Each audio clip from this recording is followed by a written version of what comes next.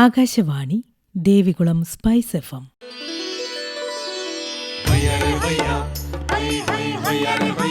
കിസാൻ വാണി.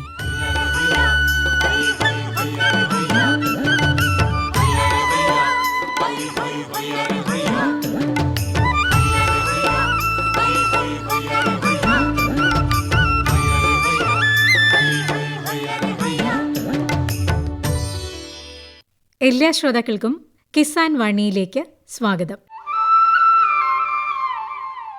ഈ പരിപാടിയുടെ പ്രായോജകർ കേന്ദ്ര കൃഷി കർഷകക്ഷേമ മന്ത്രാലയം, ഭാരത സർക്കാർ.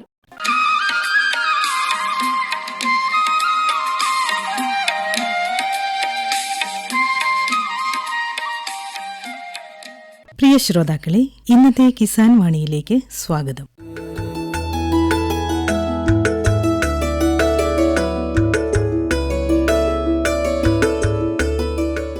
വെള്ളിയാമറ്റം പഞ്ചായത്തിലെ കറുകപ്പള്ളി പ്രദേശത്ത് സമ്മിശ്ര കൃഷിയിൽ ഏർപ്പെട്ടിരിക്കുന്ന ജിമ്മി എന്ന് വിളിപ്പേരുള്ള ശ്രീ ടോം മാത്യു കളപ്പുരയിലുമായി ഒരു അഭിമുഖമാണ് ഇന്നത്തെ കിസാൻ വാണിയിൽ. ഇന്ന് വെള്ളിയാമറ്റം പഞ്ചായത്തിലെ കറുകപ്പള്ളി പ്രദേശത്തെ ഒരു കർഷകനായ ശ്രീ ജിമ്മി എന്ന് വിളിക്കപ്പെടുന്ന ടോം മാത്യു കളപ്പുരയിലാണ് നമ്മോടൊപ്പം ഉള്ളത്. അദ്ദേഹത്തിന്റെ കാർഷിക പ്രവർത്തനങ്ങൾ നമുക്ക് ചോദിച്ചറിയാം. നമസ്കാരം ടോം ചേട്ടാ. നമസ്കാരം. ചേട്ടൻ ഇവിടെ വന്ന് കാർഷിക പ്രവർത്തനങ്ങൾ ഏർപ്പെട്ടു തുടങ്ങിയിട്ട് ഇപ്പൊ എത്ര നാളുകളായി? ഈ ഒരു 10 കൊല്ലം ആയിട്ടുണ്ട്. ഇങ്ങോട്ട് മാറി, മറ്റേ തറവാട്ടിലായിരുന്നു, മാറി സ്വന്തമായി. അപ്പൊ ജനിച്ചു വളർന്നത് ഇവിടെ തന്നെയാണ്? ഇവിടെ തന്നെ, വെള്ളിയാമറ്റം തന്നെ. മാതാപിതാക്കളായിട്ടാണ് ഇവിടെ സ്ഥലം വാങ്ങിച്ച് കൃഷികൾ ആരംഭിച്ചത് അല്ലേ? അതെ അതെ അതെ. അപ്പൊ അവര് വന്നിട്ട് എത്ര വർഷം ആയിട്ടുണ്ട്? അവര് വന്നിട്ട് 19 അല്ല മുകളിലായിട്ടുണ്ടാവും. വെള്ളിയാമറ്റം വന്നിട്ട് ഇവിടെ സ്ഥലം വാങ്ങിച്ചു വന്നാണോ? സ്ഥലം വാങ്ങിച്ചു വന്നു. മൂലടുത്തായിരുന്നു, അവിടുന്ന് വെള്ളിയാമറ്റത്തേക്ക് സ്ഥലം വാങ്ങിച്ചു വന്നതാണ്. അപ്പൊ മാതാപിതാക്കളൊക്കെ ഇവിടെ ഉണ്ടായിരുന്ന, അല്ലെങ്കിൽ ചേട്ടന്റെ ചെറുപ്പകാലത്ത് എന്തൊക്കെ കൃഷികളാണ് തറവാട്ടിലും ഈ പ്രദേശത്തൊക്കെ പ്രധാനമായിട്ട് ഉണ്ടായിരുന്നത്? അന്ന് കൂടുതലായിട്ട് തെങ്ങ്, കുരുമുളക്, പിന്നെ പാടങ്ങൾ, നെൽകൃഷി, ഇതൊക്കെയായിരുന്നു അന്ന് ഈ ഉണ്ടായിരുന്ന കൃഷികൾ. ഇപ്പോൾ കുരുമുളകൊക്കെ ഇപ്പോഴും തുടരുന്നുണ്ട് ആൾക്കാരല്ലേ? തുടരുന്നില്ല. ഈ കേട് വന്നതോടുകൂടി ഏതാണ്ട് നിന്നുപോയ അവസ്ഥയിലേക്ക് വന്നു. ചുരുക്കം പേരെ തുടരുന്നു. ചുരുക്കം പേരെ തുടരുന്നുള്ളൂ. ഉള്ളവരും ചുരുക്കം. ഇത് ശരിയാവുന്നില്ല. പിന്നീട് ഈ കുരുമുളക് കൃഷി ചെയ്തിരുന്ന സ്ഥലത്തും അതുപോലെ നെൽകൃഷി ഉണ്ടായിരുന്ന സ്ഥലത്തും ഒക്കെ എന്ത് കൃഷിയാണ് ഇടം പിടിച്ചത്? പിന്നെ റബ്ബറാണല്ലോ മെയിനായിട്ട് കയറി വന്നത്. റബ്ബർ ബോർഡിന്റെ ആ സഹായം ഇതൊക്കെ വന്നതോടുകൂടി പിന്നെ മൊത്തം റബ്ബറായല്ലോ. അതോടുകൂടി തെങ്ങും തീർന്നു, അതുകൊണ്ട് എല്ലാം തന്നെ എന്ന് പറഞ്ഞാൽ തീരുന്ന അവസ്ഥയിലേക്ക് വന്നു. ഇപ്പൊ പ്രധാനമായിട്ടുള്ള വരുമാന മാർഗം റബ്ബർ തന്നെയാണ്. റബ്ബറാണ് ഇപ്പോഴും പ്രധാന കൃഷി. വരുമാനം കുറവാണെങ്കിൽ പോലും. എത്ര ഏക്കർ സ്ഥലത്ത് റബ്ബർ കൃഷിയുണ്ട്? ഏതാണ്ട് 7-8 ഏക്കർ സ്ഥലം വരുന്നുണ്ട്. അപ്പൊ ഈ റബ്ബർ കൃഷി ചെയ്യുമ്പോൾ ഏതിനം റബ്ബറാണ് കൃഷി ചെയ്തിട്ടുള്ളത്? 105 ഇപ്പം മാറി 430, 414 ഇനങ്ങളിലേക്ക് മാറി. റീപ്ലാന്റ് ചെയ്ത് മാറി വന്നു. ഈ 105 നിന്ന് ഈ 430 മാറാനുള്ള കാരണം എന്താണ്? അല്ല, അത് റബ്ബർ ബോർഡിന്റെ പുതിയ സ്കീം വന്നല്ലോ. അപ്പൊ അവരതിനെയാണല്ലോ പ്രോത്സാഹിപ്പിച്ചത്. ഞാൻ നന്നായി തോന്നുന്നു. ഇപ്പത്തെ 105 പലരും ചെയ്യുന്ന കണ്ടിട്ടും മാറി നന്നായി തന്നെയാണ് തോന്നുന്നത്. പഴയ പാലൊന്നും ഇപ്പൊ ഇല്ല. പുതിയ ഇനത്തിനാകുമ്പോൾ പാല് കൂടുതൽ കിട്ടുന്നുണ്ട്. പാല് കൂടുതൽ കിട്ടുന്നുണ്ട്. ചില കൊഴുപ്പുറവാണെങ്കിൽ പോലും പാല് കൂടുതലുണ്ട്. പിന്നെ കേടും മറ്റേനെ അപേക്ഷിച്ച് ഒത്തിരി കുറവാണ്. ഈ എങ്ങനെയാണ് ഇതിന്റെ റബ്ബറിന്റെ കൃഷി രീതികൾ? നമ്മൾ തുടക്കം മുതൽ കുഴിയെടുത്ത് തൈ വെക്കുന്ന കാര്യം മുതലൊന്ന് വിശദമായിട്ട് പറയാമോ? അത് സാറിന് എടുക്കുന്നത് എത്രയാ അളവില കുഴി കുത്തി എടുത്ത് ആദ്യം കുറെ മെഷീൻ എടുത്തു. ബാക്കി ആൾക്കാരെ കൊണ്ട് ബാക്കി കുറവുകളൊക്കെ പരിഹരിച്ച് ചെയ്തു. തൈ വെച്ച് പിന്നെ 6-7 വർഷം എടുക്കും പരിപാലനം. 6 വർഷം കൂടുമ്പോൾ മാർക്ക് ചെയ്യാൻ പറ്റിയോ? അത് 7ാമത്തെ വർഷമാണോ സാധിച്ചത്? 7-8 വർഷം വരെ എടുത്തു. ഒരു വണ്ണം 20 ഇഞ്ച് വണ്ണം വരാൻ വേണ്ടി 7-8 വർഷം വരെ എടുത്തു. മാർക്ക് ചെയ്യാറാകുന്നത് വരെ ഇതിന്റെ അകത്ത് മറ്റെന്തെങ്കിലും കൃഷികൾ വേറെ ചെയ്തിരുന്നോ? വാഴ കൃഷി ചെയ്തിരുന്നു. 3 വർഷത്തേക്ക് വാഴ കൃഷി തുടർച്ചയായിട്ട് ചെയ്തായിരുന്നു. അപ്പൊ അത് നമുക്കൊരു എക്സ്ട്രാ ആദായം അതിൽ നിന്ന് ലഭിച്ചു. നല്ല വരുമാനം ലഭിച്ചായിരുന്നു. ഒരു വിലയും ഉണ്ടായിരുന്നു. അതുകൊണ്ട് അത് വളരെ മെച്ചമായിട്ട് കിട്ടിയായിരുന്നു. അപ്പോൾ അങ്ങനെ വാഴ കൃഷി ഇടയ്ക്ക് ചെയ്തു. പിന്നീട് 7 വർഷം ആയപ്പോഴത്തേക്കും, അല്ലെങ്കിൽ ചിലതൊക്കെ 8 വർഷം ആയപ്പോഴത്തേക്കും മാർക്ക് ചെയ്തു. ഇനി അതിൻ്റെ ഇടയ്ക്ക് എന്തെല്ലാം വളങ്ങളാണ് ഇതിന് നമുക്ക് ചെയ്യേണ്ടി വന്നിട്ടുള്ളത്? ചാണകം ഇടാറുണ്ട്. പിന്നെ മറ്റേ രാസവളങ്ങൾ, പൊട്ടാഷ്, യൂറിയ, മസൂറി, ഇങ്ങനെയുള്ള വളങ്ങൾ കൂട്ടുവളങ്ങളായിട്ട് ചെയ്തിട്ടുണ്ട്. ചാണകം എല്ലാ വർഷവും ഇടുമായിരുന്നു. വർഷത്തിൽ എത്ര തവണ ഈ വളപ്രയോഗം വേണ്ടി വരും സാധാരണ? ഇതിക്ക് 2 പ്രാവശ്യം വേണം. ഈ ചാണകമൊക്കെ പച്ചക്കാണോ ഇടുന്നത് അതോ ഉണക്കി പൊടിച്ചാണോ? ഉണക്കപ്പൊടി. ചാണകം ഉണങ്ങി കഴിഞ്ഞിട്ട് ചാണകം ഉണക്കപ്പൊടി കൊണ്ടിരുന്നത്. കാലിവെള്ളത്തിലുണ്ടായിരുന്നു അതോ നമ്മൾ ചാണകം പുറത്തുനിന്ന് വില കൊടുത്ത് വാങ്ങിക്കാം? സ്വന്തമായിട്ട് പശുവളക്കലുണ്ട്. അപ്പൊ ചാണകം ഇഷ്ടംപോലെ ഉണ്ടായിരുന്നു. ഇപ്പോഴും ഉണ്ടോ പശു? ഇപ്പോഴും ഉണ്ട് പശുവളക്കല്. എത്ര പശുക്കളെ വളർത്തുന്നുണ്ട്? ഇപ്പൊ 3 പശുക്കളുണ്ട്. കറവയുള്ളവയാണോ? 2 കറവയും 1 ചനിയപ്പിക്കാറായി വരുന്നു. അപ്പോൾ കാലിവെള്ളത്തിലും ഇതോടൊപ്പം കൊണ്ടുപോകുന്നുണ്ട്. നമുക്ക് അതിലേക്ക് പിന്നീട് വരാം. റബ്ബറിന്റെ കൃഷിയിലേക്ക് തന്നെ വന്നു കഴിഞ്ഞാൽ, നമ്മളിത് മാർക്ക് ചെയ്ത് കഴിഞ്ഞാൽ പിന്നീട് വെട്ടി തുടങ്ങുന്നു. ഈ വർഷത്തിൽ എത്ര വെട്ട് ലഭിക്കാറുണ്ട്? ഒരു 100 വെട്ട് കിട്ടുന്നില്ലെന്ന് തോന്നുന്നു. അത്ര കറക്റ്റായിട്ട് നോക്കിയിട്ടില്ല. എങ്കിലും എന്നാലും പ്ലാസ്റ്റിക്കിട്ട് വെട്ടുന്നുണ്ട്, പരമാവധി വെട്ട് കിട്ടുന്നുണ്ട്. അപ്പോൾ ഒരു മരത്തിന് അല്ലെങ്കിൽ ഇത്ര മരത്തിന് അത് ഷീറ്റ് കിട്ടുന്നുണ്ട് നോക്കിയിട്ടുണ്ടോ? അങ്ങനെയും പ്രത്യേകം ശ്രദ്ധിച്ചിട്ടില്ല, എങ്കിലും കുഴപ്പമില്ലാത്ത രീതിയിൽ പോരുന്നുണ്ടെന്നറിയാം. നല്ല രീതിയിൽ പാല് കിട്ടുന്നുണ്ട്. കിട്ടുന്നുണ്ടായിരുന്നു. ഈ പാലായിട്ട് കൊടുത്തിട്ടുണ്ടോ അതോ ഷീറ്റാക്കി മാത്രമേ കൊടുത്തിട്ടുള്ളൂ? ആദ്യകാലം ഷീറ്റായിരുന്നു. ഇപ്പം ഷീറ്റാക്കാൻ ഇപ്പോൾ പണിക്കാരില്ല. ഇത് വെട്ടാനാണെങ്കിൽ പാലഴിക്കാനാണെങ്കിൽ പണിക്കാരുള്ളൂ. കാരണം ഇപ്പം പാലാക്കി കൊടുക്കുക ചെയ്യുന്നത്. പാലാക്കി കൊടുക്കുകയാണ് ചെയ്യുന്നത്. അത് ഇവിടെ വന്ന് എടുത്തോണ്ട് പോകാൻ വരുന്നുണ്ടോ? കമ്പനിക്കാർ വരും. കമ്പനിക്കാർ വരും. ആയി കഴിയുമ്പോൾ അറിയിച്ചാൽ വെള്ളിയാഴ്ച RPS വഴി ഇത് ചെയ്യുന്നുണ്ട്. അവർ വന്ന് എടുത്തോളൂ. ഇതിപ്പം റബ്ബർ ടാപ്പിംഗ് ഒക്കെ തന്നെയാണ് നടത്തുന്നത്, ആളുകളെ കൂട്ടിയാണോ? അല്ല, കൂലിക്ക് ആളെ വെച്ച് ചെയ്യുകയാണ്. അപ്പോൾ അതിന് ആളുകൾ നമുക്കിവിടെ ലഭ്യമാണോ? കുറവാണ്, തീരെ കുറവാണ്. ഇപ്പോൾ ഒരാളെ എങ്ങനെ നിർബന്ധിച്ചങ്ങ് നിർത്തി അങ്ങ് പോകുന്നു എന്നുള്ളൂ. ഇതുപോലെ എത്ര കാലത്തേക്ക് പോകുന്നു അറിയത്തില്ല. അപ്പോൾ ഈ ഫീൽഡിൽ ആളില്ലാത്ത അവസ്ഥ. അപ്പോൾ എത്ര ദിവസം കൂടുമ്പോഴാണ് ടാപ്പിംഗ് നടത്തുന്നത്? അത് 3 ദിവസം, മൂന്നാം പക്കം എന്നുള്ള രീതിയാണ്. അതിൻ്റെ കൂടെ മഴയോ മറ്റു കാര്യങ്ങളാണെങ്കിൽ പിന്നെയും അകലം കൂടുന്നു മാത്രം. എന്തായാലും 3-ാം പക്കം എന്തായാലും വെട്ടത്തുള്ളൂ. അപ്പോൾ ഈ പണിയുന്ന ആൾ വന്ന് ഇത് വെട്ടി പാലെടുത്ത് ഒഴിച്ചിട്ട് പൊക്കോളൂ അല്ലേ? പൊക്കോളൂ. രാവിലെ ഒന്ന് വെട്ടുന്നു, പാലെടുത്ത് വീപ്പലൊഴിച്ച് അവർക്ക് പോകുന്നു. റബ്ബറിനെ ബാധിക്കുന്ന രോഗങ്ങൾ എന്തൊക്കെയാണ് പ്രധാനമായിട്ടും? പട്ടമരപ്പ് നന്നായിട്ട് കാണുന്നു. കാരണം 4 ടോപ്പ് കുറവുണ്ടെന്ന് പറഞ്ഞിട്ടാണ് ഇരുന്നത്. പക്ഷെ അങ്ങനെ കുറവ് കാണുന്നില്ല, നന്നായിട്ട് കാണുന്നു. അങ്ങനെ അതാണ് മെയിൻ പ്രശ്നം, പട്ടമരപ്പ്. അതിങ്ങനെ ഈ പട്ടമരപ്പ് കണ്ടു കഴിഞ്ഞാൽ നമ്മൾ എന്താണ് അതിനെ പ്രതിവിധി ചെയ്യാറുള്ളത്? പിന്നെ ഞാൻ പ്രത്യേകിച്ച് ഇപ്പോൾ ഒന്നും ചെയ്യുന്നില്ല. പട്ടം വരയ്ക്കുന്ന അങ്ങനെ പോകുന്ന ഭാഗത്ത് കാണുന്നു. അങ്ങനെ കുറേ കാലം ചുമ്മായിട്ട് നോക്കും കിട്ടുമെന്ന് അറിയാൻ വേണ്ടി. കുറച്ചുകൂടെയൊക്കെ ചിലപ്പോൾ കിട്ടും. അങ്ങനെ പോകുന്നു. അല്ല, പിന്നെ വെട്ടിക്കളയുന്നില്ല, അവിടെ അത് നിൽക്കും. പിന്നെ മരം മുറിക്കുന്ന കാലത്ത് അതൊരു ആദായമായിട്ട് വരും മാത്രമേ ഉള്ളൂ. അതുവരെ ചുമ്മാ നിൽക്കും. പട്ടമരപ്പ് ഒത്തിരി കാണുന്നു. ഇതിന്റെ ഇടയ്ക്ക് ഇത് നമ്മൾ ടാപ്പിംഗ് തുടങ്ങി കഴിഞ്ഞാൽ പിന്നെ ഇതിന്റെ അകത്ത് മറ്റു കൃഷികളൊന്നും ചെയ്യാൻ പറ്റത്തില്ല അല്ലേ? വേറെ ഒന്നും നടക്കാല. റബ്ബറിന്റെ അടിയിൽ വേറെ ഒന്നും വളരെയല്ലോ. ഇനി ഈ കാലിവെള്ളത്തിലുണ്ടെന്ന് പറഞ്ഞല്ലോ, ഈ കാലിവെള്ളത്തിൽ ഇത് തന്നെയാണോ ചെയ്യുന്നത്? തന്നെ ചെയ്യുന്നത്. വേറെ ആരുമില്ല, ഞാനും കുടുംബവും കൂടെ കൂടി ചെയ്യും. അപ്പോൾ ഈ 2 പശുക്കൾ കറവയുള്ളതും ഒരെണ്ണം അല്ലാത്തതും, അപ്പോൾ ഇതിന്റെ ഈ കറവയും മറ്റ് പരിപാലന രീതികളൊക്കെ എങ്ങനെയാണ് ചെയ്യുന്നത് അതൊന്ന് പറയാമോ? അത് സാധാരണ ചെയ്യുന്നത് രാവിലെ കറവ കുളിപ്പിച്ച് കറക്കുക. രാവിലെ എത്ര മണിക്ക് എഴുന്നേറ്റ് ജോലികൾ തുടങ്ങും? അപ്പോൾ ഞാനൊരു 5:30-6 മണി നേരം വെളുത്തുള്ള കേസ്. കാരണം 7 മണിയായിട്ട് പാല് കൊണ്ട് കൊടുത്താൽ മതി. അതുകൊണ്ട് സാവകാശമുണ്ട്. കാരണം നേരം വെളുക്കുന്ന നേരത്തെ അയക്കേണ്ട ഒരു ആവശ്യം വരുന്നില്ല. സമയമുണ്ട്. 7 മണിക്ക് പാല് കൊടുക്കുന്നുണ്ട്. അങ്ങനെ പോകുന്നു. അപ്പോൾ ഏതാണ്ട് ഒരു 5:30-6 മണിയാകുമ്പോൾ എഴുന്നേറ്റ് ഇതിന്റെ കുളിപ്പിക്കുന്നു, കറക്കുന്നു അല്ലേ? പിന്നെ അത് പാല് കൊണ്ടുപോയി കൊടുക്കുന്നു. പിന്നെ തിരിച്ചു വരുന്നു. പിന്നെ അടുത്ത പുല്ലിന്റെ മിക്കവാറും പാടമുള്ള കാരണം ഇപ്പം കൃഷി ചെയ്യാതെ പാടം കിടക്കുമല്ലേ, പുല്ലുണ്ട് ഇഷ്ടം പോലെ. അഴിച്ച് കെട്ടിയാൽ മതി. കുറ്റി അടിച്ച് മാറ്റി കെട്ടിയാൽ മതി. പിന്നെ വെയിലാകുമ്പോൾ കെട്ടുന്നു. വീണ്ടും വൈകുന്നേരം വീണ്ടും ഇറക്കി കെട്ടുന്നു. സന്ധ്യയിലൂടെ കൊണ്ടുവരുന്നു. അങ്ങനെ. ഈ പശുക്കളെ എങ്ങനെ അല്ലെ കാലികളെ വളർത്തുമ്പോൾ നമ്മൾ പ്രധാനമായിട്ടും ശ്രദ്ധിക്കേണ്ട കാര്യങ്ങൾ എന്തൊക്കെയാണ്? ഞാൻ HF ആണ്. എനിക്കങ്ങനെ വലിയ രോഗപ്രശ്നങ്ങളും വരാറില്ല. ഒരു പരിധി വിട്ടൊന്നും ശ്രദ്ധിക്കേണ്ട കാര്യം എനിക്ക് വന്നിട്ടില്ല. അങ്ങനെ ഒരു പ്രത്യേക കെയർ കൊടുക്കേണ്ടി വന്നിട്ടില്ല. ഇവിടെ ഉണ്ടായ കിടാക്കളാണ് എനിക്കിവിടെ ഉള്ളത്. അതുകൊണ്ട് പ്രത്യേകിച്ച് അങ്ങനെ രോഗങ്ങളൊന്നും തീരെ വന്നിട്ടില്ല. ഒരു പശു പ്രസവിച്ച് കഴിഞ്ഞാൽ അത് എത്ര നാൾ വരെ പാല് കറക്കാൻ സാധിക്കുന്നുണ്ട്? അത് ചനയേക്കും വരെ എന്ന് വേണേൽ കൂട്ടാം. ചനയേറ്റ് വരുന്നില്ല. HFന്റെ പ്രത്യേകത ആയിരിക്കാം. കറവ നീണ്ട് കിട്ടുന്നുണ്ട്. അളവിൽ കുറയുന്നുള്ളൂ, കറവ നീണ്ട് കിട്ടും. ചനയാക്കാൻ താമസിച്ചാൽ അതനുസരിച്ച് മാറി പോകുന്നുള്ള ഇതേ ഉള്ളൂ.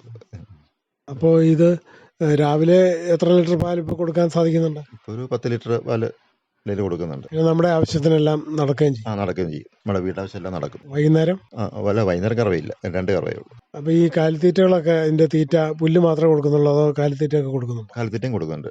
ഒരു നേരം കാലിത്തീറ്റയും കൊടുക്കും. ബാക്കിയെല്ലാം പുല്ലുണ്ട്. ഇഷ്ടംപോലെ പുല്ലുള്ളതുകൊണ്ട് പുല്ലെ തന്നെ തീരുവാണ് ചെയ്യുന്നത്. ഈ ചാണകമൊക്കെ നമ്മൾ എന്താണ് ചെയ്യുന്നത്? നമ്മുടെ പറമ്പിൽ തന്നെ ഉപയോഗിക്കുകയാണോ അതോ വിൽക്കാനും ഉണ്ടോ? വിൽക്കുന്നില്ല. നമ്മളെ കാർഷിക ആവശ്യത്തിന് റബ്ബറിനും എല്ലാത്തിനും കൊക്കോ ജാതി ഇവരെല്ലാം ഇതിനെല്ലാം കൊണ്ടുപോയി ആവശ്യത്തിന് മിച്ചമിടാനുള്ള ചാണകമുണ്ട്. ചാണകം കൊടുക്കുന്നേ ഇല്ല, എല്ലാം കൃഷിയിൽ ഉപയോഗിക്കുക. हर जोखिम से निकल कर फसल आए, सुरक्षित हो जाए।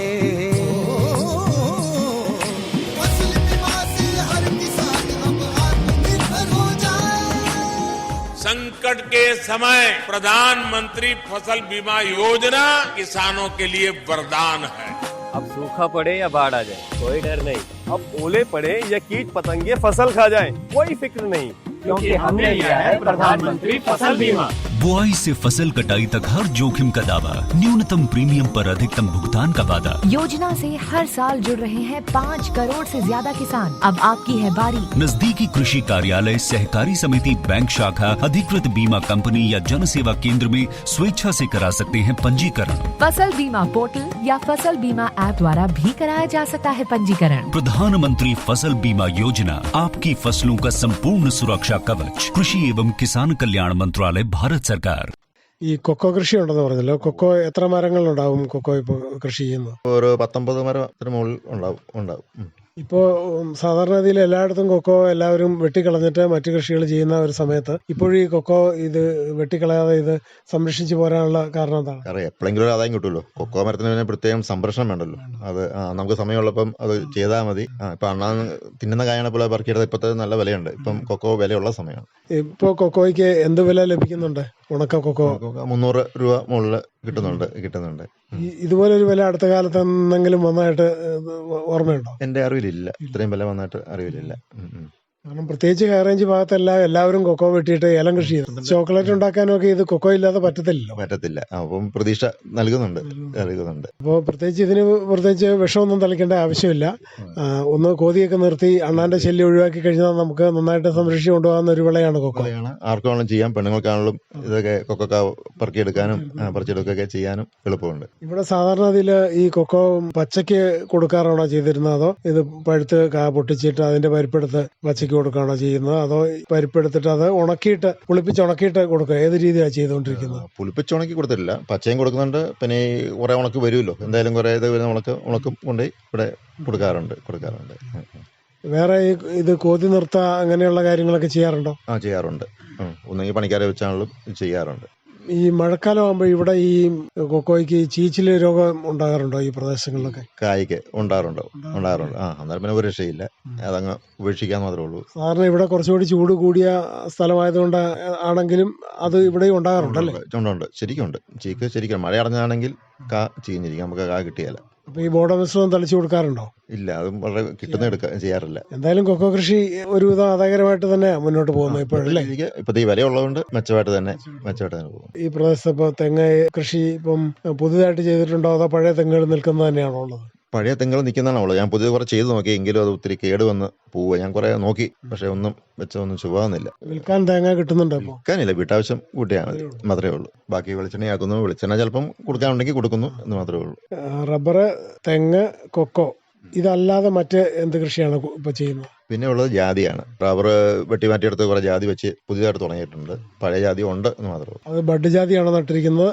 എല്ലാം ബഡ് ജാതിയാണ്. അത് കായ്ച്ചു തുടങ്ങിയോ? കായ്ച്ചു തുടങ്ങിയിട്ടുണ്ട്. പഴയ ജാതി നന്നായിട്ട് കായ്ക്കുന്ന ജാതികൾ ഇപ്പോഴും റബ്ബറിന്റെ അകത്ത് നിൽക്കുന്നുണ്ട്. നന്നായിട്ടെന്ന് പറയാനില്ല, എന്നാലും കുഴപ്പമില്ലാതെ നിൽക്കുന്നുണ്ട്. മുഴുത്ത ജാതിയാണ്. ഈ ജാതിക്ക് പ്രധാനമായിട്ട് എന്തെങ്കിലും കേടുബാധകൾ ഉണ്ടാകുന്നതായിട്ട് തോന്നിയിട്ടുണ്ടോ? ചീക്കുണ്ടല്ലോ, ചീക്കുണ്ട്. പ്രത്യേകിച്ച് തൈ വെച്ചതിന്. വലുതിന് പഴയ നിൽക്കുന്ന വലുതിന് അങ്ങനെ ചീക്കില്ല. പുതിയ തൈ വെച്ചതിനൊക്കെ ചീക്ക് കാണുന്നുണ്ട്. കമ്പുണങ്ങുന്നതായിട്ട് ചിലയിടങ്ങളിലൊക്കെ കാണാറുണ്ട്. അത്തരം ഒരു രോഗം ഇവിടെ ഉണ്ടോ? ഇതുവരെ കണ്ടില്ല. ഞാൻ ഇവിടെ അടുത്ത് പല സ്ഥലത്തും കണ്ടിട്ടുമുണ്ട്. ഇവിടെ അങ്ങനെ കണ്ടില്ല. ജാതി പൊതുവെ നന്നായിട്ട് ആദായം ലഭിക്കുന്നുണ്ട് ഈ പ്രദേശത്ത്? ആദായം എന്ന് പറഞ്ഞില്ല, വില വലിയ മെച്ചമായിട്ട് തോന്നിയിട്ടില്ല. അതുകൊണ്ട് വലിയ മെച്ചമായിട്ട് പറയാൻ പറ്റുന്നില്ല. ഇപ്പൊ പ്രത്യേകിച്ചും ജാതിക്ക് വില ഈ പറഞ്ഞ പോലെ റബ്ബറിൻ്റെതുപോലെ കുറഞ്ഞു വരുന്ന ഒരു അവസ്ഥയാണ്. ഇതിന്റെ സംരക്ഷണ ചെലവ് കൂടുതലാണ്. ഇപ്പം വേനലാകുമ്പോൾ നീ നനയ്ക്കാൻ തുടങ്ങണം. അങ്ങനെയൊക്കെ വരുമ്പോൾ സംരക്ഷണ ചെലവൊക്കെ കൂടുതലാണ്. അത് വെച്ച് നോക്കുമ്പോൾ അത് ഇപ്പോഴത്തെ രീതിക്ക് വലിയ മെച്ചമായിട്ട് തോന്നുന്നില്ല. ചേട്ടന്റെ പഠനം ഒക്കെ എവിടെയായിരുന്നു? ചെറുപ്പകാലം വെള്ളിയാടത്ത് തന്നെ. 1 തൊട്ട് 7 വരെ വെള്ളിയാടത്തുണ്ടായിരുന്നു. 7 ശേഷം നീലൂര് ഇംഗ്ലീഷ് മീഡിയം സ്കൂളിലായിരുന്നു പഠിച്ചത്. അത് കഴിഞ്ഞാൽ തൊടുപുഴയായിരുന്നു. ബികോം പോയായിരുന്നു. തൊടുപുഴ കോപ്പറേറ്റീവ് കോളേജിൽ ബികോം പൂർത്തിയാക്കി. അതോടെ കൃഷിയിലേക്ക് മാറുകയായിരുന്നു. പിന്നെ ജോലിക്കൊന്നും ശ്രമിച്ചില്ല? ജോലിക്കും ശ്രമിച്ചില്ല. സ്ഥലമൊക്കെ ഇത്ര ഉള്ളതുകൊണ്ട് കൃഷിയിലേക്ക് തന്നെ പൂർണ്ണമായിട്ട് ശ്രദ്ധ കേന്ദ്രീകരിക്കുകയാണ്. അന്നൊക്കെ സ്ഥലം മെച്ചമാണല്ലോ. സ്ഥലം കൊണ്ടുള്ള എല്ലാ രീതിയിലും മെച്ചമാണ്. ഇപ്പോഴാണല്ലോ ഈ മോശാവസ്ഥയിലേക്ക് വന്നത്. അപ്പോൾ ഡിഗ്രി വരെ പഠിച്ചു, ബികോം വരെ പഠിച്ചതിന് ശേഷം മുഴുവൻ സമയം കാർഷിക പ്രവർത്തനങ്ങളിലേക്ക് ഏർപ്പെടുകയായിരുന്നു ജിമ്മിച്ചേട്ടൻ ചെയ്തത്. വീട്ടിലാരൊക്കെയുണ്ട്? വീട്ടില് ഭാര്യ, 2 മക്കള്. ഭാര്യ ജിജി, ഹൗസ് വൈഫ്. പിന്നെ മകൻ ബോണി, അവനിപ്പം ഡിഗ്രി കഴിഞ്ഞ് ഇപ്പോൾ കാനഡയ്ക്ക് പോയി അവിടെ വർക്ക് ചെയ്യുന്നു. രണ്ടാമത്തെ ആള് ബിൻഡ ടോം, നഴ്സിംഗ് കഴിഞ്ഞ് ഇപ്പം ജർമ്മൻ ഭാഷ പഠിക്കാനായിട്ട് ഉപയോഗിക്കുന്നു. ഈ കേന്ദ്ര സർക്കാരിന്റെ ഈ കാർഷിക സഹായ പദ്ധതി, പ്രധാനമന്ത്രി കിസാൻ സമ്മാൻ നിധിയുടെ സഹായം ലഭിക്കുന്നുണ്ടോ? ഇല്ല. കൃഷിഭവനിൽ നിന്നോ അതുപോലെ പഞ്ചായത്ത് അങ്ങനെയുള്ള അവയിൽ നിന്നുള്ള സഹായങ്ങൾ എന്തെങ്കിലുമൊക്കെ അല്ലെങ്കിൽ ഉപദേശങ്ങളൊക്കെ ലഭിക്കുന്നുണ്ടോ? അവിടുന്ന് നെൽകൃഷിയൊക്കെ ചെയ്തിരുന്ന കാലത്ത് അതിൻ്റെ സബ്സിഡികളൊക്കെ കിട്ടുന്നുണ്ടായിരുന്നു. പിന്നെ ഇപ്പോഴും അല്ല, ഇപ്പം കൃഷി നിർത്തിയല്ലോ, കൃഷി ഇപ്പം ചെയ്യുന്നില്ല, ഇപ്പോൾ ഒന്നുമില്ല. തൊഴിലാളികളെ ക്ഷാമമുള്ളതുകൊണ്ട് ആ പാതയ്ക്ക് പോകുന്നില്ല. ഇനി കംപ്ലീറ്റ് ഒരു മിഷൻ വരാത്തതും കാലം നെൽകൃഷി നടക്കുമെന്നും തോന്നുന്നില്ല. ഇപ്പോൾ പൊതുവെ ഈ കാർഷിക മേഖലയിൽ പ്രത്യേകിച്ച് റബ്ബറിന്റെ വില തീരെ കുറഞ്ഞിരിക്കുന്നു. അതുപോലെ തേങ്ങയ്ക്ക് വില കുറവാണ്, അങ്ങനെ ജാതിക്കായ്ക്ക് വില കുറവാണ്. ഈ ഒരു അവസ്ഥയിൽ എന്ത് ഒരു രീതിയിലുള്ള ഒരു സഹായം അല്ലെങ്കിൽ താങ്ങുവില സർക്കാർ അല്ലെങ്കിൽ അധികാരികളുടെ ഭാഗത്തു നിന്ന് ഉണ്ടാകണമെന്നാണ് ഒരു നിർദ്ദേശം പറയാനുള്ളത്? നമുക്ക് ഈ ഭാഗത്തുള്ളവരെ സംബന്ധിച്ചിടത്തോളം റബ്ബറിന് താങ്ങുവില കിട്ടുക എന്നുള്ളതാണ്. പ്രഖ്യാപിച്ച വില കിട്ടിയാൽ മതിയായിരുന്നു, എങ്കിലല്ലാതെ നിൽക്കില്ല. എത്ര രൂപ? ഒരു 200 കിട്ടേണ്ടതാണ്. നീ ആ താങ്ങുവിലെങ്കിലും ഒരു പ്രഖ്യാപിച്ച താങ്ങുവിലെങ്കിലും തന്നെങ്കിൽ നന്നായിരുന്നു. ഇപ്പൊ ഒന്നും കിട്ടുന്നില്ലല്ലോ. അപ്പൊ എന്തായാലും ഈ കാർഷിക വൃത്തിയിൽ തന്നെ ഡിഗ്രിക്ക് ശേഷം ഏർപ്പെട്ടു, ഇപ്പോഴും അതിൽ തന്നെ മുന്നോട്ട് പോകുന്നു, ഇനിയും അതിൽ തന്നെ മുന്നോട്ട് പോകുമെന്നുള്ള ശക്തമായ വിശ്വാസമാണോ ഉള്ളത്? നമ്മുടെ ഉള്ളത്രയും കാലം അത് തുടരുന്നു. ഇപ്പം വില കുറവാണെങ്കിലും ഒന്നും പുറകോട്ട് പോകുന്നില്ല, തുടരുന്നു. എന്തായാലും ഒത്തിരി സന്തോഷം. വെള്ളിയാമറ്റം പഞ്ചായത്തിലെ കറുകപ്പള്ളി പ്രദേശത്തെ ഒരു സമ്മിശ്ര കർഷകനായ ജിമ്മി എന്ന് വിളിക്കുന്ന ടോം മാത്യു കളപ്പുരയിലാണ് ഇത്രയും നേരം തന്റെ കാർഷിക അനുഭവങ്ങൾ നമ്മോട് പങ്കുവച്ചത്. ഇത്രയും കാര്യങ്ങൾ ശ്രോതാക്കൾക്ക് വേണ്ടി പങ്കുവച്ചതിന് നന്ദി. വെള്ളിയാമറ്റം കറുകപ്പള്ളിയിലെ സമ്മിശ്ര കർഷകനായ ശ്രീ ടോം മാത്യു കളപ്പുരയിലുമായി ഇതുവരെ സംസാരിച്ചത് ജോഷി തോമസ്. പ്രധാൻമന്ത്രി കിസാൻ സമ്മാൻ നിധി ഈ പദ്ധതിയിൻ കീഴിൽ 2 ഹെക്ടർ വരെ കൈവശ ഭൂമിയുള്ള കർഷക കുടുംബത്തിന് 6000 രൂപ പ്രതിവർഷം നൽകുന്നതായിരിക്കും. അർഹരായ കർഷകർക്ക് 2000 രൂപ വീതം 3 തവണകളായി നേരിട്ട് അവരുടെ അക്കൗണ്ടിൽ നിക്ഷേപിക്കുന്നതായിരിക്കും. ഈ ചെറുകിട നാമമാത്ര കർഷക കുടുംബങ്ങളെ സംസ്ഥാന സർക്കാർ തെരഞ്ഞെടുത്തുകൊണ്ടിരിക്കുകയാണ്. ഈ പദ്ധതിയുടെ മുഴുവൻ ചെലവും ഭാരത സർക്കാരാണ് വഹിക്കുന്നത്. പ്രധാനമന്ത്രി കിസാൻ സമ്മാൻ നിധി കർഷകരുടെ കൃഷിപരമായ പുതിയ അഭിമാനം. കൃഷി കർഷക ക്ഷേമ മന്ത്രാലയം, ഭാരത സർക്കാരിൽ നിന്ന് ജനതാൽപര്യാർത്ഥം. കിസാൻ വാണിയിൽ ഇനി കാർഷിക അറിവുകൾ കേൾക്കാം. തിപ്പല്ലി. നിരവധി ഔഷധ ഗുണങ്ങൾ നിറഞ്ഞതാണ് തിപ്പല്ലി. കുരുമുളകിന്റെയും വെറ്റിലക്കൊടിയുടെയും വർഗത്തിൽപ്പെട്ട ചെടിയാണ് തിപ്പല്ലി. വിളഞ്ഞു പാകമായ കറുത്തുണങ്ങിയ തിരികളാണ് ഇവയ്ക്കുള്ളത്. കേരളത്തിലെ മണ്ണും കാലാവസ്ഥയും ഇതിന്റെ കൃഷിക്ക് യോജിച്ചതാണ്. പെപ്പർ ലോങ്ങം എന്ന ശാസ്ത്രനാമത്തിൽ അറിയപ്പെടുന്ന ഈ മരുന്നു ചെടി പെപ്പറേസി കുടുംബത്തിൽപ്പെടുന്നു. തിപ്പല്ലിയുടെ ചിനപ്പുകളോ തണ്ടുകളോ മുറിച്ചെടുത്തും വിളഞ്ഞു പാകമായ അരികൾ പാകിയും ഇവ നട്ടുവളർത്താം. ചുവട്ടിൽ നിന്നും പൊട്ടുന്ന ചിനപ്പുകളോ വേരു പിടിച്ചു വരുന്ന തണ്ടുകളോ മുറിച്ചു നടാം. മണ്ണ്, ചാണകപ്പൊടി എന്നിവ നിറച്ച പോളിത്തീൻ കവറുകളിൽ നട്ട് നന്നായി പിടിച്ച ശേഷം വേണം മാറ്റി നടാൻ. ഈ തൈകൾ ശക്തമായ മഴ നനയാത്ത സ്ഥലത്തേക്ക് മാറ്റിവയ്ക്കണം. ഇപ്രകാരം തയ്യാർ ചെയ്ത തൈകളിൽ നിന്നും ഏറ്റവും യോജിച്ച തൈകൾ നടാൻ ഉപയോഗിക്കാം. ജൂലൈ മുതൽ നവംബർ മാസം വരെ തൈകൾ നടുവാൻ യോജിച്ചതാണ്. ചാണകപ്പൊടിയും കമ്പോസ്റ്റും അടിവളമായി ചേർത്ത് ഇളകിയ കുഴികളിൽ തൈ നടാം. തൈകൾ തമ്മിൽ ആവശ്യമായ അകലവും നൽകണം. നല്ലവണ്ണം ശ്രദ്ധിച്ചാൽ ആദ്യ വർഷം തന്നെ ചിനപ്പുകൾ പൊട്ടി നന്നായി വളരും. കുരുമുളകിൻ്റേതുപോലെ കണ്ണി പൊട്ടി അതിൻ്റെ അരളുകൾ ഉണ്ടാകുന്നു. ഈ അരളുകളിൽ പൂവും തുടർന്ന് കടുകുമണി വെളുപ്പത്തിൽ കായും ഉണ്ടാകും.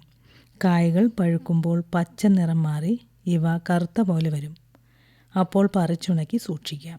ദീർഘകാല വിളയായ തിപ്പല്ലി പഴയ തണ്ടുകൾ മുറിച്ച് കളഞ്ഞ് ചുവടിളക്കി വളമിട്ട് പരിചരിച്ചാൽ പതിറ്റാണ്ടുകൾ വരെ ചെടിയിൽ നിന്നും ആദായകരമായ വിളവെടുക്കുവാൻ കഴിയും. വേനൽക്കാലങ്ങളിൽ നനച്ചു കൊടുത്താൽ കൂടുതൽ നന്നായി വളരുകയും മികച്ച ആദായം ലഭിക്കുകയും ചെയ്യും. പുതയിടൽ നടത്തുന്നതും ഉചിതമാണ്. വർഷത്തിൽ 2-3 തവണയെങ്കിലും കളയെടുപ്പ് നടത്തി വളപ്രയോഗം നടത്താം. വളമായി ചാണകപ്പൊടി, കമ്പോസ്റ്റ്, എല്ലുപൊടി, മറ്റ് ജൈവവളങ്ങൾ എന്നിവ നൽകിയാൽ മതിയാകും. ഈർപ്പം കടക്കാത്ത സംഭരണികളിൽ നന്നായി ഉണങ്ങിയ തിപ്പല്ലി കേടുകൂടാതെ സൂക്ഷിച്ചു വയ്ക്കാം. തിപ്പല്ലി, ചെറുതിപ്പല്ലി, ഹസ്തിത്തിപ്പല്ലി, വൻതിപ്പല്ലി, കുഴിത്തിപ്പല്ലി, കാട്ടുതിപ്പല്ലി, അത്തിത്തിപ്പല്ലി, നീർത്തിപ്പല്ലി എന്നിങ്ങനെ വിവിധ ഇനങ്ങളുണ്ട്. ഓരോ പ്രദേശത്തിനും ഏറ്റവും യോജിച്ച ഇനങ്ങൾ തിരഞ്ഞെടുത്ത് കൃഷി നടത്താം. കർഷകരിൽ നിന്നോ കാർഷിക നഴ്സറികളിൽ നിന്നോ തൈകൾ വാങ്ങാം. ആയുർവേദം, സിദ്ധ, യുനാനി എന്നീ വൈദ്യമുറകളിൽ ഒരു വിശിഷ്ട ഔഷധ മൂലികയായി തിപ്പല്ലിയെ കാണുന്നു. തിപ്പല്ലി കഴിക്കുന്നത് ബുദ്ധിശക്തിയും ഓർമ്മശക്തിയും വർദ്ധിക്കുവാൻ സഹായിക്കും.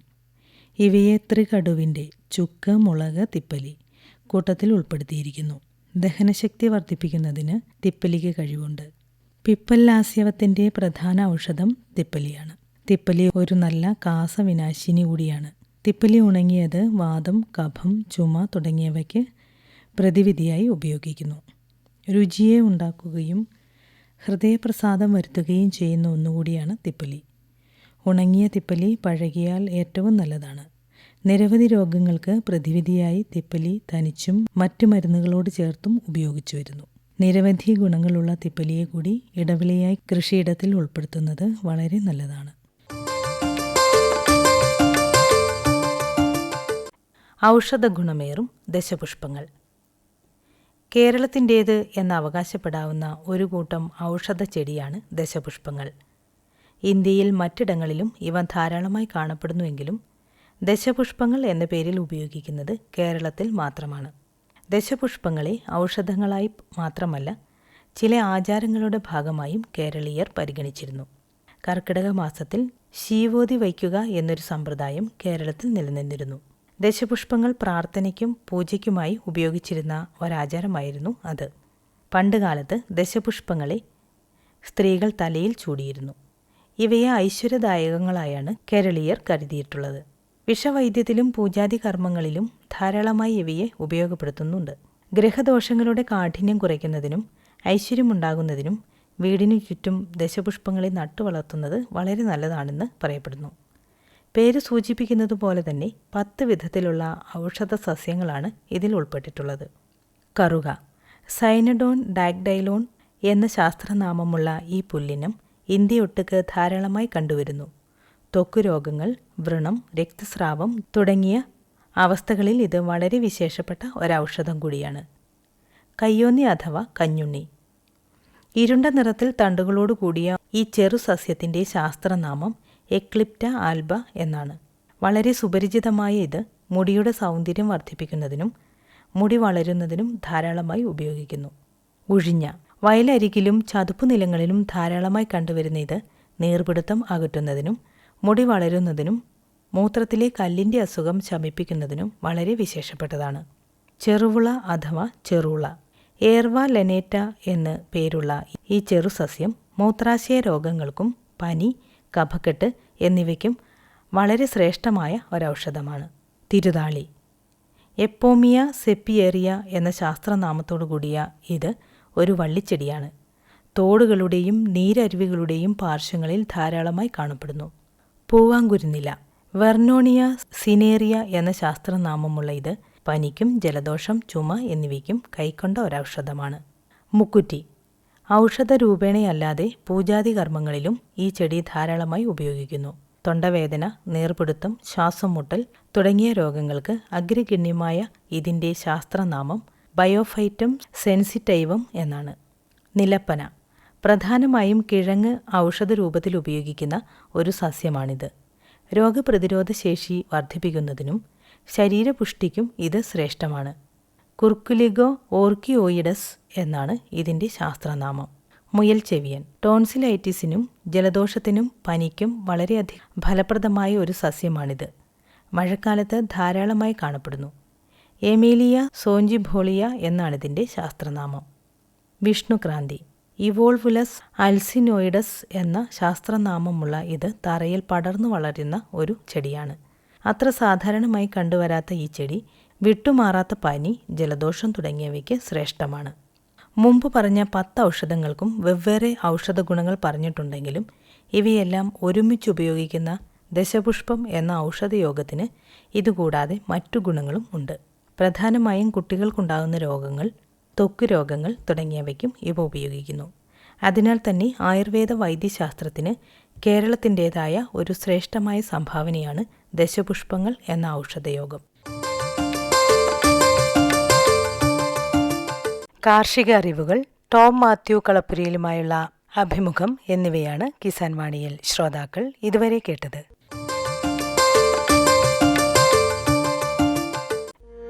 सूखा हो या बेमौसम की बरखा हो, कीड़ा लगे खेत में या दुविधा हो, बहुत ही कम प्रीमियम पे पूरी हो भरपाई, फसल बीमित रहे कटाई के बाद भी भाई। हाँ, ऋणी या अऋणी अब हर किसान लाभ उठाए, एक मौसम एक दर है, सब किसान बीमा कराए, प्रधानमंत्री फसल बीमा योजना से हर किसान मुस्काए। कृषि और किसान कल्याण मंत्रालय द्वारा किसान हित में जारी।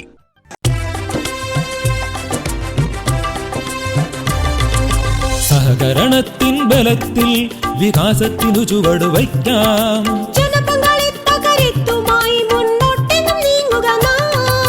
ജനകോടിയിൽ ഈ വിപ്ലവം ഉണർത്തിയല്ലോ വിശ്വാസം. നാം ഒത്തുചേർന്ന വികാസത്തിനെ പതാക പറത്തിടാം.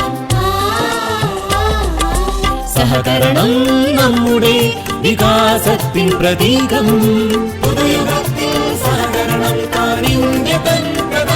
കൃഷി മന്ത്രാലയം, ഭാരത സർക്കാരിൽ നിന്ന് ജനതാൽപര്യാർത്ഥം. ഈ പരിപാടിയുടെ പ്രായോജകർ കേന്ദ്ര കൃഷി കർഷകക്ഷേമ മന്ത്രാലയം, ഭാരത സർക്കാർ. എല്ലാ കിസാൻ വാണി ശ്രോതാക്കൾക്കും കൂപ്പുകൈ.